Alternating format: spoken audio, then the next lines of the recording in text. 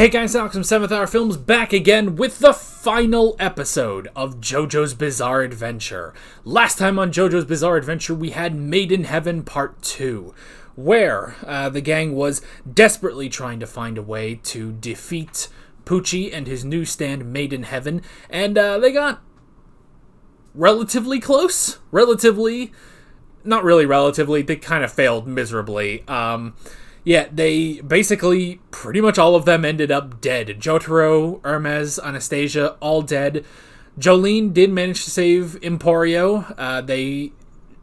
She hooked both of them onto the back of a dolphin to outrun Poochie as long as they could. However, she decided to sacrifice herself because she knew that wherever she went, Poochie would be able to follow through the sensing.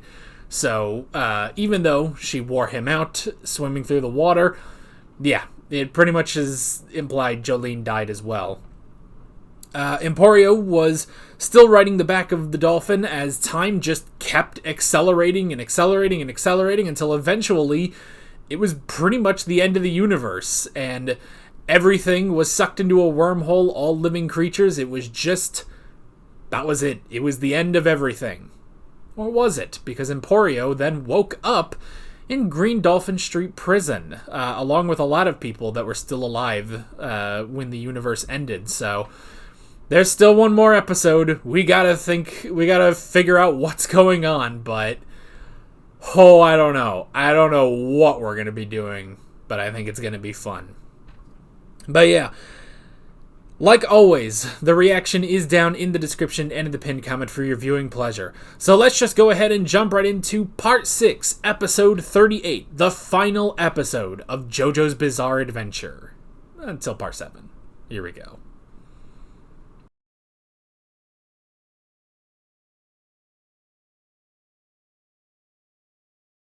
Hey guys, it's Alex from 7th Hour Films, and today I'm going to be starting my reaction series to JoJo's Bizarre Adventure.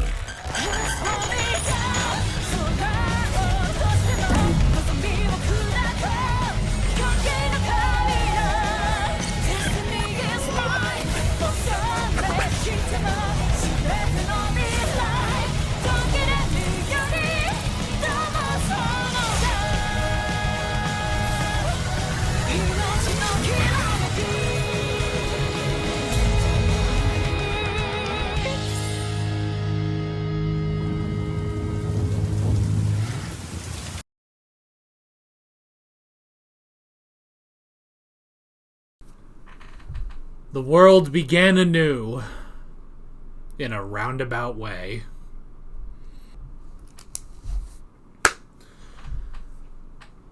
Now that's good.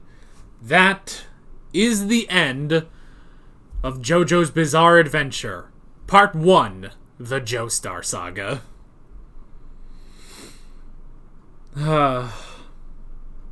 Although, I'm pretty sure the main character in Part 7 is still called Joestar, but you know what I mean.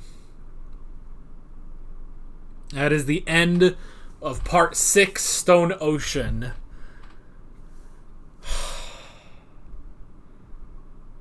I want to believe that I mean, I guess, I don't know. With the credits itself, I'm pretty sure that's just a look back over all 6 parts. But I mean, that could have been like, this is the timeline, the timeline of the new world. I want to believe that with Emporio defeating Poochie, it gave way to a new world. A world where the Joestar family was not destroyed, basically. Did not go through everything they did. They were just a normal lineage, Now, granted, things still worked out pretty similarly. But I think just from that first shot, it shows it is a world without Dio. Because if anything, that is the biggest bane on the entirety of the Joestar bloodline is Dio. And with no Dio, I would assume even if there's no Dio, there's no Inyaba, which means there's no stand arrows, no Diavolo. Well, not that we knew him. No Diavolo, no Kira. Not the way we knew them, you know? But I don't know.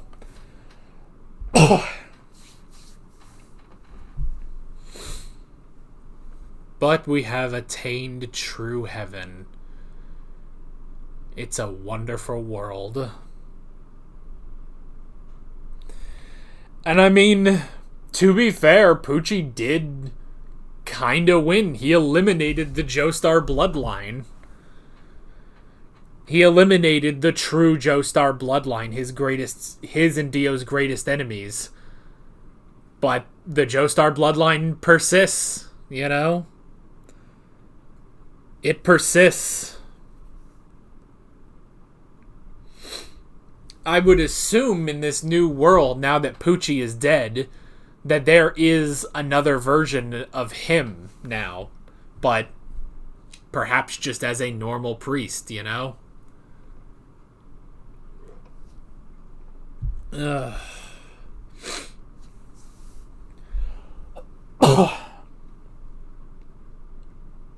That's it, man. I genuinely, I really teared up seeing all of that, too. Hearing Roundabout, which is still just the absolute iconic JoJo outro theme.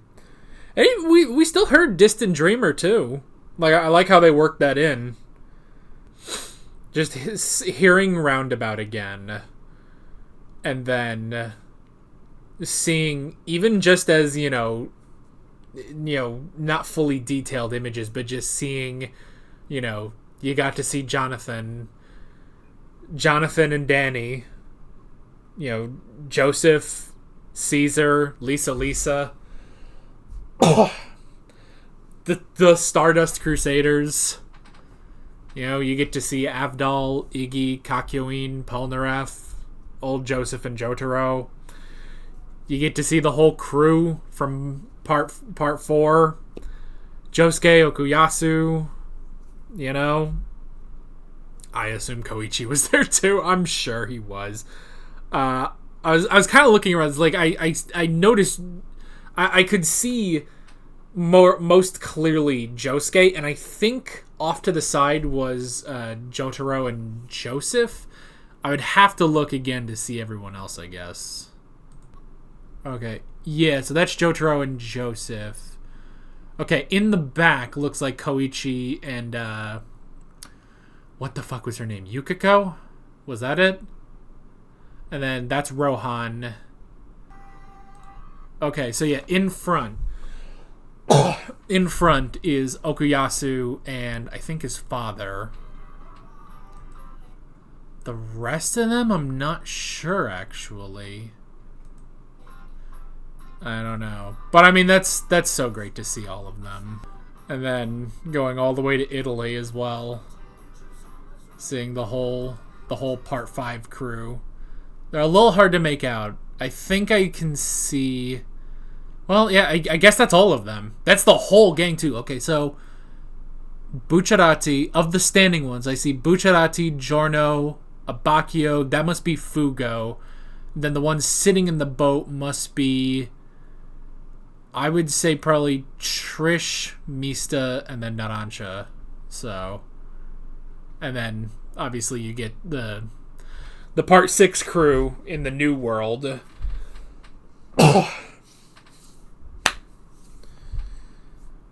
Oh, my God. Okay, can we also just say Pucci's plan doesn't make any sense? It doesn't make any sense. It works as a way of rebooting JoJo's Bizarre Adventure now, because now I'm pretty sure that Steel Ball Run is a new I don't think it's this one. I don't think it's this universe, but I think it's a new universe. It's a new take on Jonathan with, I think it's Johnny Joestar. So I think it's supposed to be another new world, basically. But yeah. But Poochie's plan, it's like, yes, everyone will be able to know what their future holds. And it's like, well, what does that mean? Like, it doesn't matter, because he says, things will still play out. There is fate, There is fate. It was fate that Emporio went into his secret room. What Poochie didn't realize was that last little thing that could defeat him being weather forecast,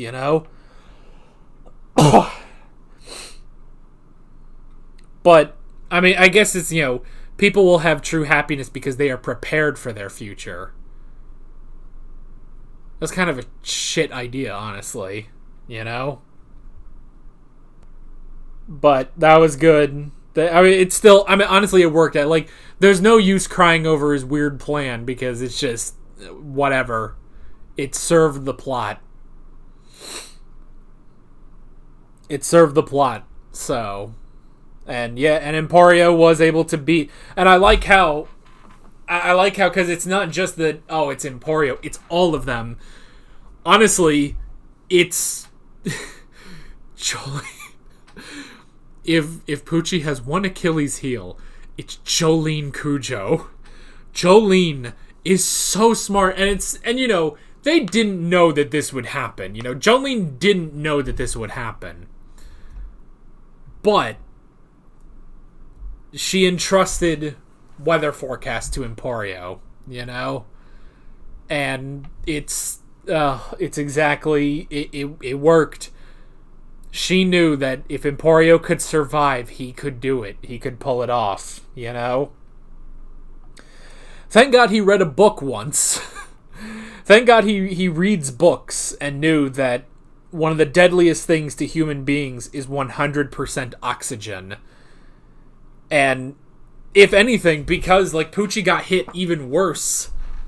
Poochie got hit worse because he was breathing more of that oxygen because of the time acceleration, So that was it. That was it. And then, he was able to do what Weather couldn't in their fight, and he was able to kill him. And that was it. Man, I'm so glad that in this third world, I guess the second new world that Emporio created, I'm so glad that everyone is handsome again. I'm so glad that everyone is good looking again. All of their designs are slightly off, but they're just slightly different, The weird 4-peg Jolene and the weird detailed Jotaro, that was awful. It looks like one of those weird JoJo memes I see, the weird... I don't even want to describe it. I don't know. It's I don't know. You guys know what I'm talking about. It's whatever happens, there's something about an egg. I don't know. You guys know the JoJo memes better than I do, and I don't want to know that one. But that was terrible. So I'm glad at least that in this second new world that everyone's handsome again, Jolene just needed a little cut of her hair, tighten it up, and she'll be the same. Well, she'll be Jolene, and I guess that's the problem. Is she's not Jolene, she's Irene. So, if anything, I guess Poochie did succeed. He wanted to create heaven, and this world, from what it seems for the Joestar lineage, this world seems to be heaven for the Joestars. Alright. That's it. That is the end of JoJo's Bizarre Adventure, the first saga. Eventually, Part 7 will be animated, and if we're still here, we'll react to it. Or if not, well, you know what? No one knows what the future holds. And that is honestly better. But let's have a quick retrospective on JoJo's Bizarre Adventure, because I feel like we have to. We have to. It's the last episode. And honestly, I'm glad that, because, when I started JoJo, I'm pretty sure part 5 had just ended. So I'm glad that part 6 came out while I was doing this, because this is a perfect end to this reaction series, you know? Like, I'm glad I didn't have to wait for part 6, you know? And I'm glad I didn't have to go through the Netflix release of part 6, which was, I've heard is abysmal, so. But a retrospective. Part 1 I have grown to appreciate more. I haven't fully gone back and watched it, but I have come to appreciate it more. I think if I went back and rewatched it completely, which, you know, is not hard, it's only 9 episodes long, I think I would genuinely appreciate it more, because I am so much more versed in JoJo now. Because part 1, when you jump right into it, it is ridiculous, you know? Those first 3 episodes are crazy. Just the first episode is so crazy, you know? And in the first episode, you're led to believe, like, oh, this is like some weird, you know, Victorian drama, but it's an anime, and it's kind of weird, you know? It's kind of crazy. And then just, you know, 2 episodes later, basically, vampires, you know? And the middle part of part 1 is kind of the place, I mean, you guys remember, like, I think it was like episode 4 of part 1. I was struggling, man. I was like, what is happening, you know? And it was after that episode, I remember specifically, I was like, okay, I'm going to try to take things better, you know? I'm going to try not to just sit here and be, you know, exacerbated about whatever the hell's going on. I'm going to try to understand this a bit better. And from that episode on, I did slowly get better. And once you actually get to Jonathan versus Dio, I think it all worked out. But it is pretty crazy, you know, Zeppeli shows up out of nowhere, he punches a frog, and you're not used to that stuff yet, you know? You're not used to that stuff. Little did I know that there would be so many more moments in JoJo that are way more insane than that, but yeah, so, you know, Zeppeli shows up, punches a frog. We have to learn about Hamon really quickly. You have to kill Jack the Ripper. You have to fight, you know, Bluford and Tarukas. Well, that was their names, I think. So all of that, pretty crazy. Pretty crazy just getting that all at once. But I think I will enjoy part 1 more if I go back and watch it. So, part 1, and one thing I will say, because I hear this a lot when it comes to because part one I feel like is the part where JoJo fans are like, yeah, that's where it starts, you know? Like, everyone prefers a later part to part 1, pretty much, you know? And I get it. I do get it. I prefer some of the later parts to part 1, you know? But part 1, I think what really works, what makes part 1 work, are the 4 main characters: Jonathan, Dio, Zeppeli, and Speedwagon. Because honestly, thinking back, you know, you get Tonpetty, you get Straight So, and it's like, okay, what the fuck are we doing? You know, but I think the 4 of them solidify that. And I want to put this out there. I love Jonathan. I know there are a lot of Jonathan haters out there, but I really love Jonathan, you know? Because, I mean, I guess I can understand him, you know, if it's like, oh, he's kind of boring, you know, he's just this, you know, he's a gentleman. He's Jonathan Joestar the gentleman, you know? But I really enjoy that. And honestly, I like it because he's just cranked up to 11, you know? It's not just that, oh, he's a nice guy. It's that he's ridiculous and a really nice guy, you know? He's coming in, you know, with like, when this business is concluded, which one of us will still be standing, Dio? You know, like, I love that. And obviously, Dio's amazing. Speedwagon, Zeppeli, they're all amazing. So I think that's what solidifies part 1 for me. It's going to be a long retrospective at this pace. Part 2. I'll try to go through this a little faster. Part 2, Battle Tendency. Honestly, that's where, I feel like that's pretty much where every JoJo fan, you know, really gets into it and is like, okay, now this is the JoJo we want to see. You know, this is the good stuff. Joseph, absolutely amazing. The Pillarmen, I think, are really good. Cars maybe is not the greatest, but I think Cars really works as the main villain there. Wamu is exceptional. I think Caesar and Lisa are great side characters, you kind of wish they did a little bit more, and it wasn't up to Joseph to defeat all the Pillar Men, but I think it still really works. And again, I think it also just works as a nice, tight story, It's a little longer than part 1, but, it's about 17 episodes, and that's a really good, tight story. So, part 2 is, for me, is like the pinnacle of JoJo, And we'll talk a little bit about rankings as well, but so far, we'll have, baseline, middle of the road for part 1, I guess, and then we'll decide whether or not things go above or below part 1. And part 2 definitely hangs at the top for me.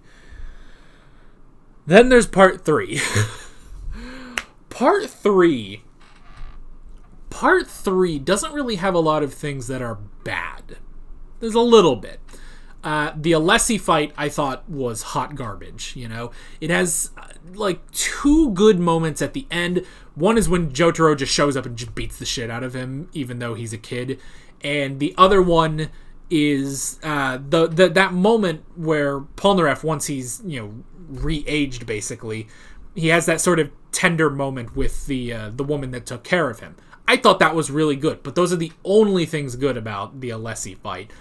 Everything else in that is garbage. But that's really the only bad part of part 3. The weakest parts of part 3 are just kind of weak, They're kind of boring, and part 3 takes a long time. It's the longest part, It's 48 episodes long and really didn't need to be. I think if it was more like the later parts, that I think all 3 later parts were 38 episodes. I think if it was that long, it could have worked a little bit better. You could have cut some of those fights down to just 1 episode. But part 3 does have really, really damn good stuff. I think the Darby the Gambler fight is great. The Anubis fight was really, really great. Both of them, for Jotaro and for Polnareff. Pretty much the entirety of the ending, the Darby the player is good. It's not bad. It's just not the same as the original Darby fight. And then you get Vanilla Ice and then Dio, and Jotaro versus Dio is quite honestly one of the best final fights, And it's an interesting thing because Jonathan versus Dio is good standard shonen fight, I feel like. Joseph versus Cars is it's great, but it's also weird, it's very weird because it's, Joseph can't rely on Hamon anymore because Cars is now perfect, and so that it's not even really a fight, it's just sort of a chase until Joseph lucks out, basically. But that's very much how Joseph works. Jotaro versus Dio, I love how Jotaro versus Dio kind of sets the standard going forward, which some parts follow, some parts don't. We'll get to that. But Jotaro versus Dio is such an incredible battle of wits, Because Jotaro has every disadvantage going into that fight, He can barely move during stop time. He can't really stop time at all until the end. And Dio, I suppose the only advantage he has is that Star Platinum is technically stronger than the world. But Dio has so much better recovery as a vampire, And he can stop time. He can move through time. He can stop it for a long time. And then eventually he gets Joseph's blood.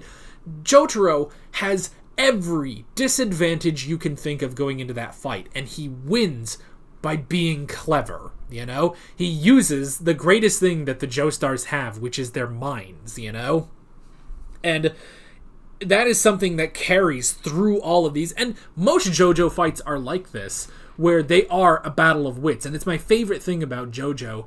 And it kind of gets frustrating when sometimes, that's sort of abandoned, But, I mean, even here, look at this episode. Pucci has all the power in the world, accelerated time with Made in Heaven, the most powerful stand. And he lost because Emporio was smart. Because he took what he had, even at a major disadvantage, and he won that fight, using weather forecast. And Jotaro versus Dio, I feel like, solidifies that. It's one of the best final fights. Oh, I guess we should talk about the ranking. I would probably put Part 3 about on level with Part 1. I think they kind of equal each other out, you know? Where they both have really good stuff and they both have some weaker stuff. So I would put Part 3 and Part 1 about the same level. Part 4. Diamond is Unbreakable. Oh, this is... Part 4 is divisive among myself, basically. Part 4 has some of the best stuff JoJo has ever had. It also has some of the worst. Most episodes where it's focused on Koichi are unbearable. Honestly. And there's so many of them, you know? There's so many of them, and week to week, God, it was difficult, you know? Because we pretty much went from, you know, Koichi dealing with Rohan, like, immediately to dealing with Yukiko. And it's so difficult, you know? It's so difficult. But, the good stuff. And it's not just Koichi, because there are episodes like Josuke and Okuyasu dealing with Shigechi. I hate those episodes. Like, it's okay. I'm losing my voice. It's okay because it is Josuke and Okuyasu, but the fact that was 2 episodes was appalling. It was so bad. So yeah, it's not just Koichi, you know? It's not just Koichi that was the problem with Part 4. But when Part 4 is good, it is some of the best JoJo has to offer. Josuke, quite honestly, if Josuke had more screen time, he would have been my favorite JoJo. I can't in good conscience say he is. I can't in good conscience say he is because of how little screen time he had, but Josuke, I love Josuke, you know? I love Josuke. I like Okuyasu too, you know? I do like Koichi, but I like Koichi as a support role, you know? Like, I guess sort of like the Emporio of Part 4. Granted, I say that. Emporio was the one who won, but Emporio was not beating every stand user in Part 6, you know? Emporio was entrusted to finish the job, where everyone else had gone through and done everything. You know, Pucci is still bleeding from the one hit that Jolene got on him, and Emporio is entrusted with weather forecast to defeat Pucci, you know? And at that point, everyone else was dead, you know? And so, and maybe, I don't know, maybe you can call me a hypocrite that I like Emporio, but I don't like Koichi, you know? But I feel like most episodes of Part 4 were Koichi is the main character and he's saving the day. And it's like, well, I like Josuke, you know? Whereas in Stone Ocean, most episodes were about Jolene, and sometimes Emporio was there, you know? So I think, if anything, Part 6 does what Part 4 wanted to do, but better, you know? But anyway, we'll get to Part 6, don't worry. But the good stuff. Josuke is great. Jotaro and Joseph are always great.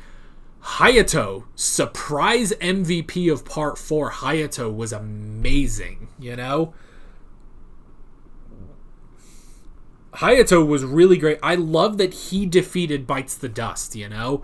Like, that was so great. And the fact that, like, you know, like, he figured out how to deal with Bites the Dust and eventually just outsmarted Kira and basically called Josuke so that he would initiate the fight between Josuke and Kira. That was great. And the fight between Josuke and Kira, I mean, this gives Jotaro versus Dio a run for its money. Again, Josuke goes in with every disadvantage under the sun, you know?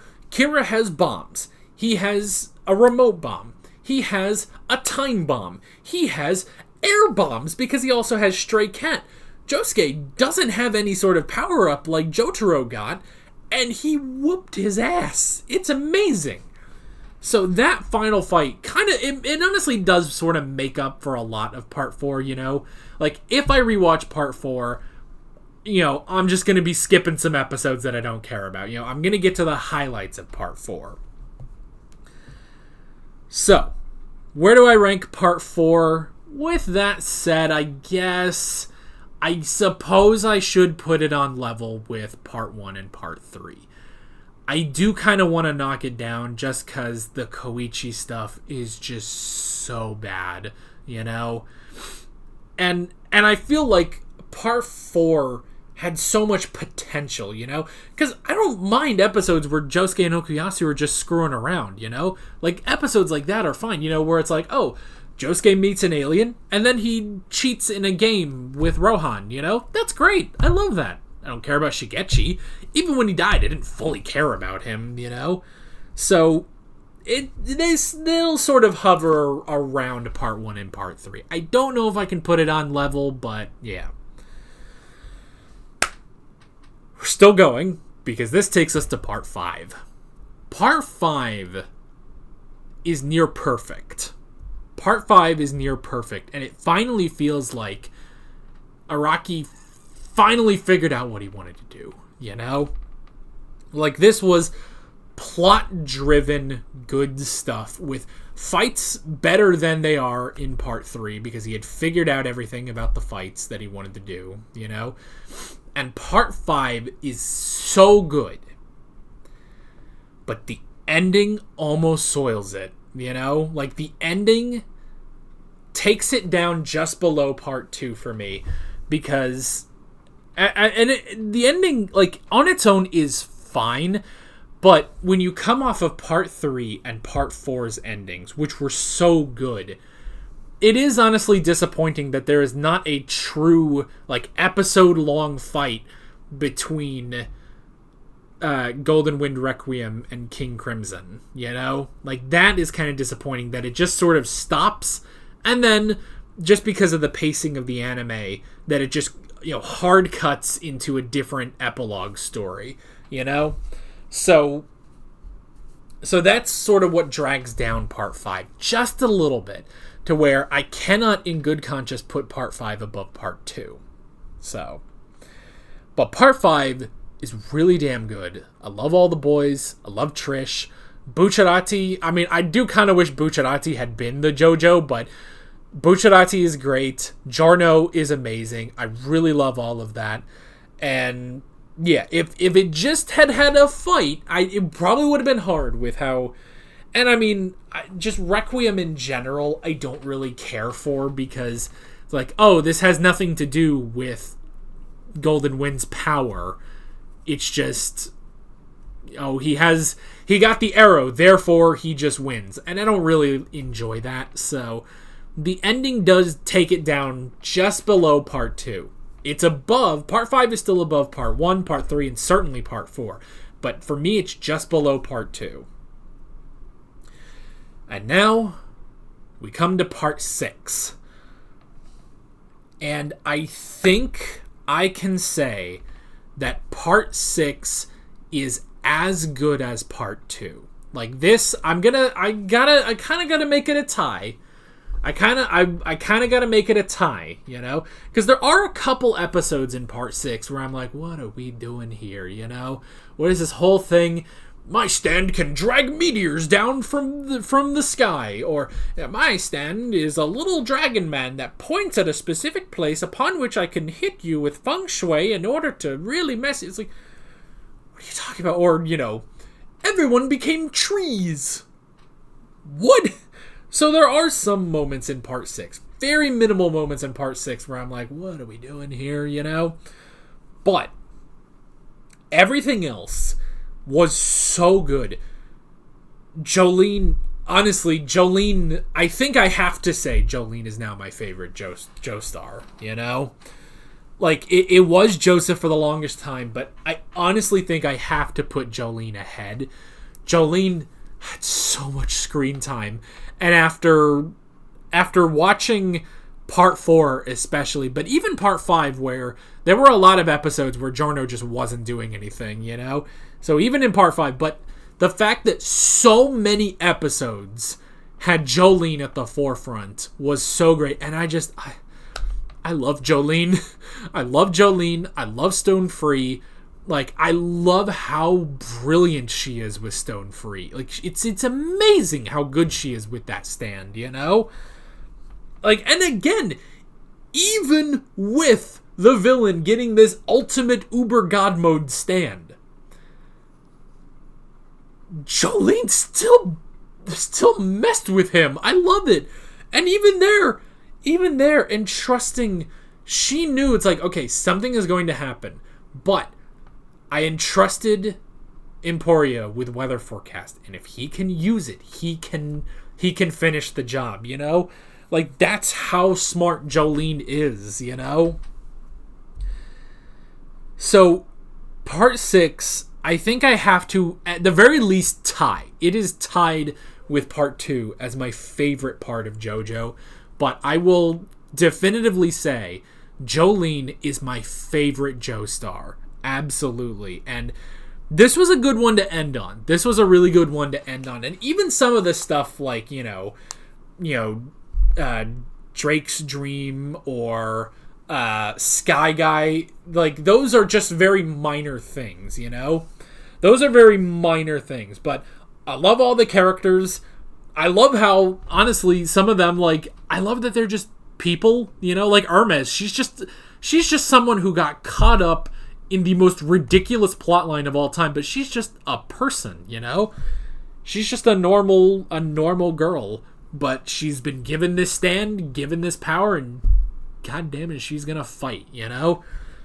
I like Anastasia. I like weather forecast. FF was great, you know? And Pochi was also a really good villain. All the villains, like, that is the most consistent thing in JoJo is, well, and all the Joestars are good. It just depends on, you know, how much screen time they get, but all of the villains are spectacular, you know?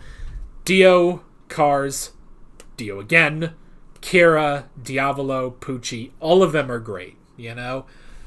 So yeah, so that, honestly, part 6, I have to really, at the very least, like, I can say definitively, this is the best part that focuses on stands, you know? And I think I can put it exactly on level with Battle Tendency for me. And I can definitively say that Jolene is my favorite of the Joestars. What a ride. Quite a ride. It's a wonderful world. That is the end of JoJo's Bizarre Adventure. But what did you think? Did you enjoy going through this? I hope you did. I really enjoyed it. This was amazing. I'm glad. Overall, I am glad that I watched JoJo and became, even though we're memed to hell, I'm glad I became a JoJo fan. And yeah, this was great. I absolutely loved it. And hopefully, again, if we're still around, we'll react to part 7. But if not, know that I will. I'll watch or read. I'll get around to part 7 either on my own or here on the channel. And yeah, that is pretty much it. Next week, well, may not be watching JoJo, but we will watch something that starts with a J. With all of that being said, I'm Alex from 7th Hour Films, and I will see you guys next time. Take care.